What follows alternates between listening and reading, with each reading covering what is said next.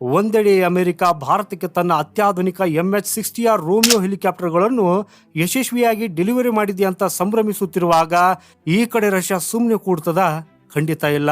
ಅಮೆರಿಕಾಗೆ ನಡುಕ ಹುಟ್ಟಿಸುವಂತಹ ಒಂದು ಬ್ರಹ್ಮಾಸ್ತ್ರವನ್ನು ರಷ್ಯಾ ಭಾರತದ ಮುಂದಿಟ್ಟಿದೆ. ಹೌದು, ಭಾರತದ ಕನಸಿನ AMCA ಯುದ್ಧ ವಿಮಾನಕ್ಕಾಗಿ ರಷ್ಯಾ ತನ್ನ ಇತಿಹಾಸದಲ್ಲಿ ಅತ್ಯಂತ ರಹಸ್ಯವಾದ ಮತ್ತು ಶಕ್ತಿಶಾಲಿಯಾದ AL-51F1 ಜೆಟ್ ಇಂಜಿನ್ ಅನ್ನ 100% ತಂತ್ರಜ್ಞಾನ ವರ್ಗಾವಣೆಯೊಂದಿಗೆ ನೀಡಲು ಮುಂದಾಗಿದೆ. ಹಾಗಾದ್ರೆ ರಷ್ಯಾ ಇದ್ದಕ್ಕಿದ್ದಂತೆ ಇಷ್ಟು ದೊಡ್ಡ ಆಫರ್ ನೀಡಿದ್ದಕ್ಕೆ ಅಮೆರಿಕದ ಕತೆ ಏನಾಗಲಿದೆ? ಸೊ ಬನ್ನಿ ಗೆಳೆಯರಿ, ಇವತ್ತಿನ ವಿಡಿಯೋದಲ್ಲಿ ಈ ರಹಸ್ಯವನ್ನ ಭೇದಿಸೋಣ. ಅದಕ್ಕಾಗಿ ಇಂಟ್ರೆಸ್ಟಿಂಗ್ ವಿಡಿಯೋವನ್ನ ಕೊನೆವರೆಗೂ ನೋಡಿ, ಹಾಗೂ ಭಾರತ ಮತ್ತು ರಷ್ಯಾದ ಸ್ನೇಹಕ್ಕಾಗಿ ವಿಡಿಯೋನ ಲೈಕ್ ಮಾಡುತ್ತಾ ಕಮೆಂಟ್ ಅಲ್ಲಿ ಜೈ ಹಿಂದ್ ಅಂತ ಬರೆಯೋದನ್ನ ಮರೆಯದಿರಿ. ನಮಸ್ಕಾರ ಗೆಳೆಯರೆ, ತಮ್ಗೆಲ್ರಿಗೂ ಪ್ರಚಾ ಇನ್ಫೋ ಚಾನೆಲ್ಗೆ ಸ್ವಾಗತ.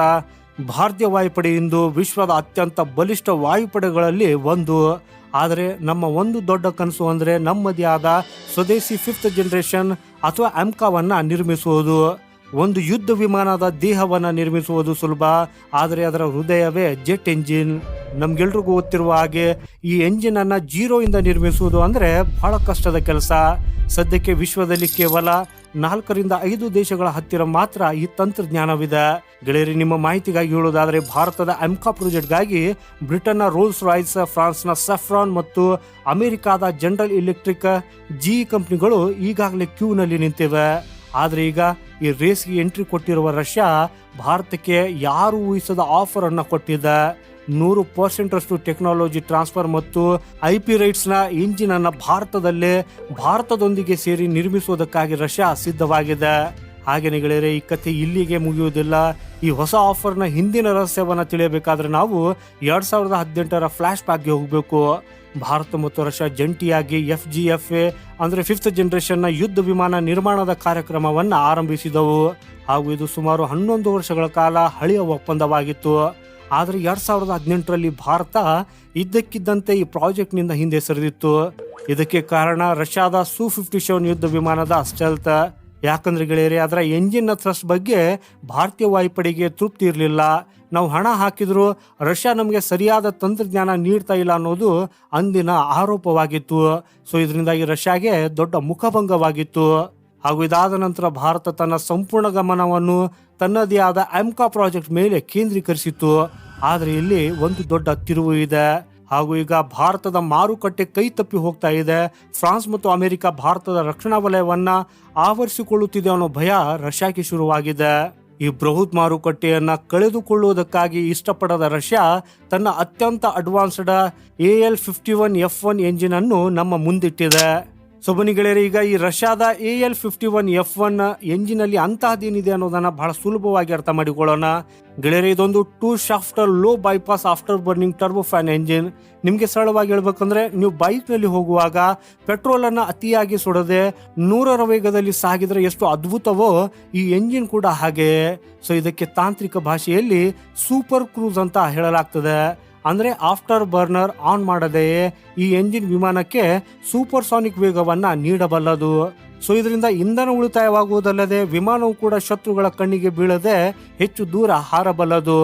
ಹಾಗೇನೆ ಇದರ ಶಕ್ತಿಯ ಬಗ್ಗೆ ಮಾತಾಡುವುದಾದ್ರೆ, ಇದರ ಡ್ರೈ ಥ್ರಸ್ಟ್ 11 ಟನ್ ಆಗಿದೆ. ಹಾಗೂ ಆಫ್ಟರ್ ಬರ್ನರ್ ಥ್ರಸ್ಟ್ ಗರಿಷ್ಠ ಶಕ್ತಿ 18 ಟನ್, ಅಂದ್ರೆ ಸುಮಾರು 177 ಕಿಲೋ ನ್ಯೂಟನ್. ಗೆಳೆಯರೆ, ಭಾರತದ AMCA ವಿಮಾನಕ್ಕೆ ಬೇಕಾಗಿರುವುದು ಕೇವಲ 130 ಕಿಲೋ ನ್ಯೂಟನ್ ಶಕ್ತಿಯ ಎಂಜಿನ್. ಆದರೆ ರಷ್ಯಾ ನೀಡ್ತಾ ಇರುವ ಎಂಜಿನ್ 177 ಕಿಲೋ ನ್ಯೂಟನ್ ಶಕ್ತಿ ಹೊಂದಿದೆ. ಅಂದ್ರೆ ಅಗತ್ಯಕ್ಕಿಂತ ಹೆಚ್ಚು ಪವರ್ಫುಲ್.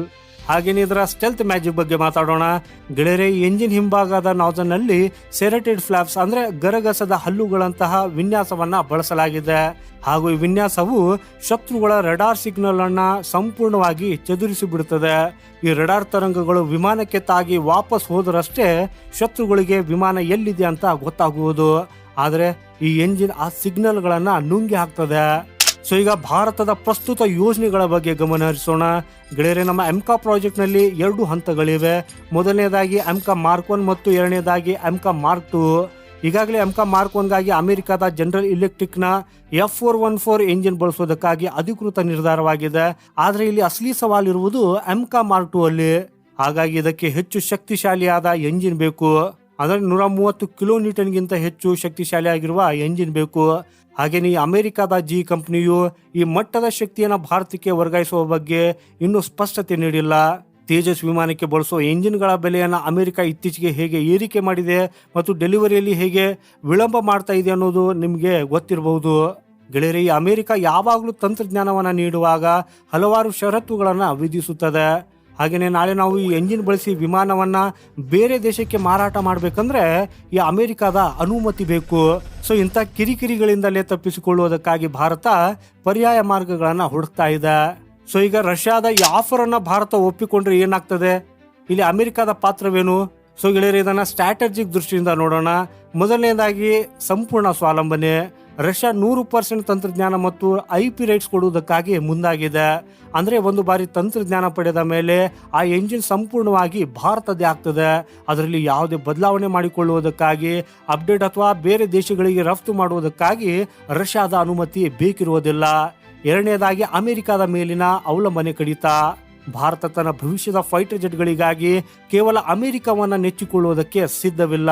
ಹಾಗಾಗಿ ಎಲ್ಲ ಮೊಟ್ಟೆಗಳನ್ನು ಒಂದೇ ಬುಟ್ಟಿಯಲ್ಲಿ ಇಡುವುದು ಅಪಾಯಕಾರಿ ಅಂತ ಭಾರತಕ್ಕೆ ಚೆನ್ನಾಗಿ ಗೊತ್ತಿದೆ.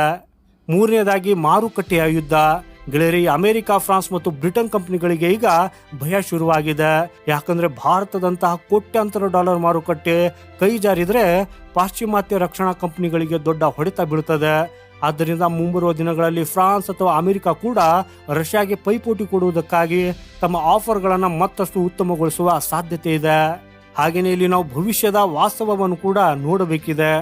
ಭಾರತ ನಿಜಕ್ಕೂ ರಷ್ಯಾದ ಆಫರ್ ಅನ್ನು ಒಪ್ಪಿಕೊಳ್ತದ? ಆಕ್ಚುಲಿ ಭಾರತ ಈಗಲೇ ಯಾವುದೇ ಗಡಿಬಿಡಿಯ ನಿರ್ಧಾರ ತೆಗೆದುಕೊಳ್ಳುವುದಿಲ್ಲ. ಯಾಕಂದ್ರೆ ರಷ್ಯಾ ಉಕ್ರೇನ್ ಯುದ್ಧದ ಕಾರಣದಿಂದಾಗಿ ರಷ್ಯಾದ ರಕ್ಷಣಾ ಉತ್ಪಾದನೆ ಸ್ವಲ್ಪ ಮಂದಗತಿಯಲ್ಲಿದೆ. ಗೆಳೆಯರೆ, ತಂತ್ರಜ್ಞಾನ ವರ್ಗಾವಣೆ ಒಪ್ಪಂದಗಳು ಕಾಗದದ ಮೇಲೆ ನೋಡುವುದಕ್ಕಾಗಿ ಚೆನ್ನಾಗಿರ್ತಾವೆ, ಆದ್ರೆ ವಾಸ್ತವದಲ್ಲಿ ಅವುಗಳ ಅನುಷ್ಠಾನಕ್ಕೆ ವರ್ಷಗಳೇ ಬೇಕಾಗಬಹುದು. ಭಾರತವು ರಷ್ಯಾದ ಈ ಆಫರ್ ಅನ್ನ ಒಂದು ಬಾರ್ಗೇನಿಂಗ್ ಚಿಪ್ ಆಗಿ ಬಳಸಿಕೊಳ್ಳುವ ಸಾಧ್ಯತೆ ಹೆಚ್ಚು. ಹಾಗೂ ಈ ಆಫರ್ನ ಮುಂದಿಟ್ಟುಕೊಂಡು ಫ್ರಾನ್ಸ್ನ ಸಫ್ರಾನ್ ಅಥವಾ ಬ್ರಿಟನ್ನ ರೋಲ್ಸ್ ರಾಯ್ಸ್ ಕಂಪನಿಯಿಂದ ಇನ್ನಷ್ಟು ಉತ್ತಮ ಡೀಲ್ ಪಡೆಯುವುದಕ್ಕಾಗಿ ಭಾರತ ಪ್ರಯತ್ನಿಸಬಹುದು. ಅದೇನೇ ಇದ್ರೂ ತಂತ್ರಜ್ಞಾನ ಯಾರಿಂದಲೇ ಬಂದರೂ ಉತ್ಪಾದನೆ ಮತ್ತು ನಿಯಂತ್ರಣ ಮಾತ್ರ 100% ಭಾರತದ ಕೈಯಲ್ಲೇ ಇರಬೇಕು ಅನ್ನೋದಂತೂ ಸತ್ಯ. ಗೆಳೆಯರೇ, ಒಂದು ಕಾಲವಿತ್ತು ಭಾರತ ಶಸ್ತ್ರಾಸ್ತ್ರಗಳಿಗಾಗಿ ಬೇರೆ ದೇಶಗಳ ಮುಂದೆ ಕೈ ಕಟ್ಟಿ ನಿಲ್ಬೇಕಿತ್ತು. ಆದರೆ ಇವತ್ತಿಗೆ ಕಾಲ ಬದಲಾಗಿದೆ. ಜಗತ್ತಿನ ಬಲಿಷ್ಠ ರಾಷ್ಟ್ರಗಳು ನಮ್ಮ ಎಂಜಿನ್ ತೆಗೆದುಕೊಳ್ಳಿ, ನಮ್ಮ ತಂತ್ರಜ್ಞಾನ ತೆಗೆದುಕೊಳ್ಳಿ ಅಂತ ಭಾರತದ ಬಾಗಿಲಲ್ಲಿ ಸರತಿ ಸಾಲಿನಲ್ಲಿ ನಿಂತಿವೆ. ಇದು ನಮ್ಮ ನವ ಭಾರತದ ಶಕ್ತಿ. ನಮ್ಮದೇ ಸ್ವದೇಶಿ ಎಂಜಿನಲ್ಲಿ ಹಾರುವ ಎಮ್ಕಾ ವಿಮಾನ ಮುಂದೊಂದು ದಿನ ಆಕಾಶದಲ್ಲಿ ತ್ರಿವರ್ಣ ಧ್ವಜದಂತೆ ರಾರಾಜಿಸುವುದರಲ್ಲಿ ಯಾವುದೇ ಅನುಮಾನವಿಲ್ಲ. ಸೊ ಗೆಳೆಯರೆ, ನಿಮ್ಮ ಪ್ರಕಾರ ಭಾರತ ಎಂಜಿನ್ ತಂತ್ರಜ್ಞಾನಕ್ಕಾಗಿ ಹಳೆಯ ಮಿತ್ರ ರಷ್ಯಾದ ಜೊತೆ ಕೈ ಜೋಡಿಸಬೇಕು ಅಥವಾ ಫ್ರಾನ್ಸ್, ಅಮೆರಿಕಾದಂತಹ ಪಾಶ್ಚಿಮಾತ್ಯ ದೇಶಗಳ ಮೇಲೆ ನಂಬಿಕೆ ಇಡಬೇಕು? ನಿಮ್ಮ ಅನಿಸಿಕೆಯನ್ನು ಕಮೆಂಟಲ್ಲಿ ಖಂಡಿತ ತಿಳಿಸಿ. ಹಾಗೂ ಈ ಮಾಹಿತಿಯುಕ್ತ ವಿಡಿಯೋ ನಿಮಗೆ ಇಷ್ಟವಾಗಿದ್ರೆ ದಯವಿಟ್ಟು ಲೈಕ್ ಮಾಡಿ, ನಿಮ್ಮ ಸ್ನೇಹಿತರೊಂದಿಗೆ ಶೇರ್ ಮಾಡಿ ಮತ್ತು ನಮ್ಮ ಚಾನೆಲ್ಗೆ ಸಬ್ಸ್ಕ್ರೈಬ್ ಆಗುವುದನ್ನು ಮರೆಯದಿರಿ. ಜೈ ಹಿಂದ್, ಜೈ ಭಾರತ, ಜೈ ಕರ್ನಾಟಕ ಮಾತೆ.